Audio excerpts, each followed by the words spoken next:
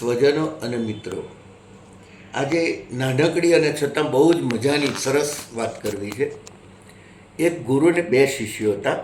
બંને શિષ્યો ખૂબ હોશિયાર, આજ્ઞાંકિત અને સેવાભાવી, એટલે બંને જણા પ્રેમથી ગુરુની સેવા કરે. પણ એ બંને શિષ્યોમાં એક અવગુણ હતો.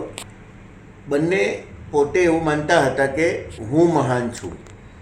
એટલે હંમેશા જ્યારે એ બંને જણા સામસામે આવે ત્યારે હું મહાન એવું કહેતા. બીજો શિષ્ય કહે હું મહાન. હવે આ બંનેમાં ખરેખર મહાન કોણ એ નક્કી કેવી રીતે કરવું?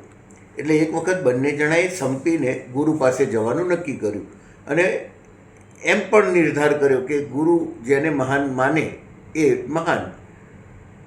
છેવટે બંને જણા ગુરુ પાસે ગયા અને ગુરુને પૂછ્યું કે ગુરુજી, અમારા બંનેમાંથી મહાન કોણ છે? ગુરુજીએ જે જવાબ આપ્યો બહુ માર્મિક હતો. એમણે કહ્યું કે જે વ્યક્તિ બીજાને મહાન માને એ મહાન, પોતાને મહાન માને એ કદી મહાન ન હોય.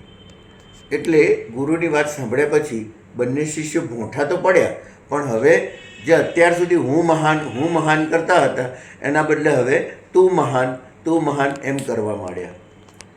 આપણે મહાન બનવાની વાતમાં અથવા પવિત્ર સૌથી વધારે આપણે છીએ એવું પુરવાર કરવા માટે બીજાને અપવિત્ર અથવા બીજાને નીચો દેખાડીએ છીએ તો આપણું અધ્યાત્મ ત્યારે લજવાય છે.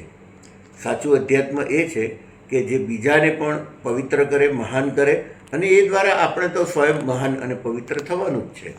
તો આવી સરસ મજાની વાત મને યાદ આવી એટલે તમારા સુધી પહોંચાડી. આપણે આ જ રીતે વારંવાર મળતા રહીશું. અને આપ રોહિત શાહ રનવે યુટ્યુબ ચેનલને પસંદ કરો છો એનો ખૂબ આનંદ છે. આભાર.